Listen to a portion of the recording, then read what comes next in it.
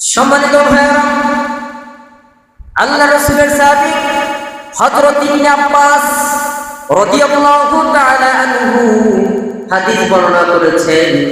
নবী করিম সাল্লাল্লাহু আলাইহি ওয়াসাল্লাম বলেন, যে মুমিন বান্দা বান্দি, যে সমস্ত মুমিন বান্দা বান্দি ওযু করার সময় সর্বপ্রথম কুলি করলো, এই মুখের দ্বারা যত গুনাহের কাজ হয়েছে, গুনাহের কথা বলেছেন, যখন বান্দা প্রথমে কুলি করবে, পরকার সহিত কুলি করবে, এই পানির সঙ্গে এই মুখের গুনাহসমূহ ঝরে যায়। সুবহানাল্লাহ, কত সুন্দর এই পদ্ধতিকে হাদিস। ঠিক না?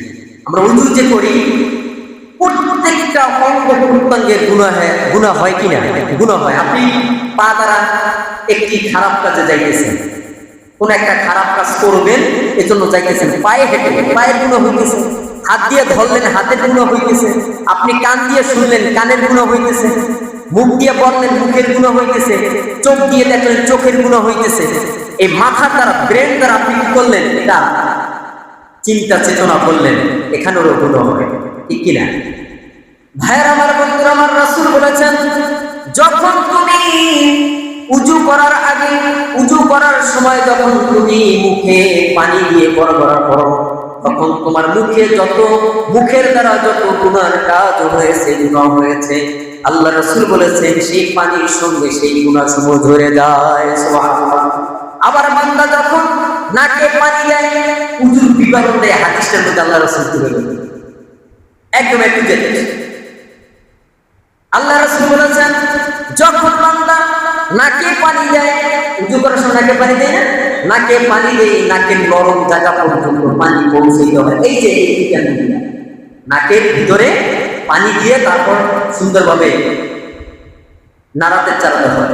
এজন্য আল্লাহ রাসূল বলেছেন যে নাকে যখন বান্দা পানি দেয়, নাক পরিষ্কার করে, তখন এই নাক দ্বারা যত গুনাহ হয়েছে, রাসূল বলেছেন এই পানির সঙ্গে সেই গুনাহ ধরে যায়। সুবহানাল্লাহ। ভাইয়ের আমার, বন্ধুরা আমার, রাসূল বলেছেন, বান্দা যখন, মুমিন বান্দা যখন সমস্ত মুখ ধৌত করে, সমস্ত মুখ ধৌত করে, এই মুখের দ্বারা, এই চেহারা দ্বারা যত গুনাহ হয়েছে, রাসূল বলেছেন পানির সঙ্গে সেই গুনাহ ঝরে যায়। সুবহানাল্লাহ। আল্লাহ রাসূল আরো বলেছেন, এই বান্দা যখন দুই হাতের কনুই সহ ধৌত করবে, এই হাতের দ্বারা যত গুনাহের কাজ হয়েছে, রাসূল বলেছেন পানির সঙ্গে সেই গুনাহ ঝরে যায়। সুবহানাল্লাহ। আল্লাহ রাসূল আরো বলেছেন, বান্দা যখন মাথা মাছো করে, মাথা মাছো করে, এই মাথার দ্বারা যত গুনাহ হয়েছে, রাসূল সাল্লাল্লাহু আলাইহি ওয়াসাল্লাম বলেছেন মাথা মাছো করার কারণে বান্দার গুনাহসমূহ ঝরে যায়। আবার বান্দা যখন দুই পা ধৌত করে, ধৌত করার সময় পা দ্বারা যত গুনাহ হয়েছে, রাসূল বলেছেন পানির সঙ্গে তার এই পায়ের গুনাহসমূহ ঝরে যায়।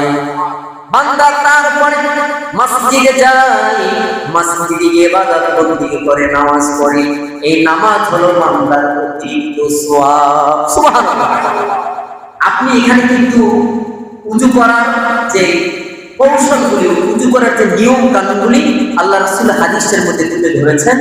এখন আপনি পুতু পবিত্র হয়ে আপনি মসজিদে আসলেন, আসার পরে এই যে নামাজ আদায় করলেন, এটা হচ্ছে আপনার অতিরিক্ত সওয়াব হিসাবে আপনার আমলনামায় গণ্য করা হবে। সুবহানাল্লাহ। অতিরিক্ত সওয়াব।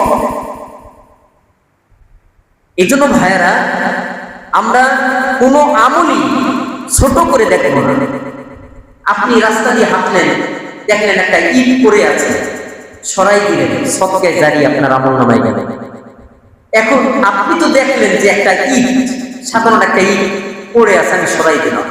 আপনি দেখলেন একটা ছোট ইট, কিন্তু এটা একটা বড় ধরনের একটি সওয়াবের স্থানে আপনার আমলনামায় যাবে, সদকা জারিয়া।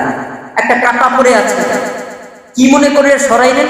যে আমার দ্বীনি ভাই, আমার মুসলমান ভাই এই ইটের উপরে একটা ফসল খেতে পারে, টাকা ঢুকতে পারে, এই মনে করে সওয়াবের নিয়েই আপনি সরাই দিলেন, আপনার আমলনামায় সদকা জারিয়া হিসেবে চলে যাবে। সুবহানাল্লাহ। আপনি মসজিদ করলেন, সদকা জারি হিসাবে। কারণ এখানে আপনি থাকবেন না, আমি থাকবো না, আমার পূর্বপুরুষরা থাকবে না, কিয়ামত রাত পর্যন্ত মসজিদ থাকবে। এটা কি যত মানুষ এসে নামাজ পড়বে, এই যে একটা সদকা জারিয়া, যত সিজদা করবে, যত রুকু করবে, যত নামাজ আদায় করবে, আপনার আমলনামায় একটি সওয়াব যেতেই থাকবে সদকা জারিয়া। আপনি মাদ্রাসা করলেন, দ্বীনি শিক্ষা যেখানে দেওয়া হয়, এখানে আল্লাহ পাকের ইবাদত করা হয়। দেখেন দুইটা সিস্টেম আল্লাহ তাআলা দুনিয়াতে, একটা হচ্ছে রাসূলের, একটা হচ্ছে আল্লাহর ঘর। এই ঘরে আল্লাহ পাকের ইবাদত বন্দেগী করা হয়। আর মাদ্রাসায় সেখানে রাসূলের হাদিস, সেখানে কোরআন শিক্ষা দেওয়া হয়। এই মাদ্রাসায় এই শিক্ষা, এই প্রতিষ্ঠানে আপনি অর্থ দিলেন, গরিব মিসকিন যে ছাত্ররা আছে তাদেরকে সহযোগী করলেন, এই ছাত্র লেখাপড়া করবে, কোরআন হাদিস শিখবে, আপনি মারা গেলেন, আপনার আমলনামায় সদকা জারিয়া যেতেই থাকবে। সুবহানাল্লাহ। এই যে অ্যাকাউন্ট, দুনিয়াতে অ্যাকাউন্ট রেখে যাবেন, পরকালে সেই অ্যাকাউন্ট পাবেন। এই অ্যাকাউন্টের সব রেসিপি আপনি পেতেই থাকবেন। এগুলি তো দেখা যায় না, এগুলি দেখা যায় না, অনুভব করতে হয়। সব রেসানি যদি আমরা দেখতে পারতাম, মানুষ আসলে পাগল করা হয়ে যেত। এই যে সামনের কাতার, রাসূল বলেছেন এটা হচ্ছে ফেরেশতাদের কাতার, সম্মানজনক একটি কাতার। এই যে সামনের কাতারটা হচ্ছে কি, মসজিদের সামনের কাতার হচ্ছে ফেরেশতাদের কাতার। এখন আমরা সামনের কাতার পূরণ না করে আমরা পিছনে বসি, কিন্তু এই সামনের কাতারের মর্যাদা সব যদি কোনো মানুষ জানতো, তবে প্রতিযোগিতায় লেগে যেত। প্রতিযোগিতা করত। মসজিদে সর্বপ্রথম ঢুকলে যে সব যদি বান্দা জানতো, সমস্ত কাজ ছুঁড়ে ফেলে দিয়ে আগে মসজিদে ঢুকতো। এখন আমরা শুনি ঠিক আছে, কিন্তু আমলে নাই। শুনি ঠিক আছে, কোরআন হাদিসের বর্ণনা নতুন না, শুনতে শুনতে কিন্তু আমলে নিতে পারি না। সমস্যা এখানে। কোনো কাজ হতো না, কারণ আপনি শুনবেন, আমল করবেন, এটারই তো দাম, এটারই দাম। আপনি শুনবেন, আমল করবেন, আমল করলে তো আপনার জন্য মঙ্গল, আপনার জন্য সাকসেসফুলি আপনি দুনিয়াতেও আরাম আয়েশে। কারণ আল্লাহ তাআলা মুমিনদের জন্য জেলখানাও রেখেছেন, আবার আরাম আয়েশও রেখেছেন।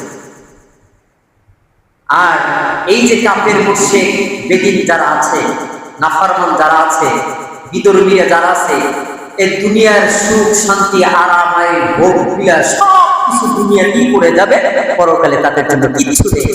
আমরা দুনিয়াতে কষ্টও করব, আবার আরাম আয়েশও আল্লাহ তাআলা আমাদেরকে রাখবেন, পরকালেও আল্লাহ তাআলা আমাদেরকে মুক্তির পরোয়ানা রেখেছেন। সুবহানাল্লাহ।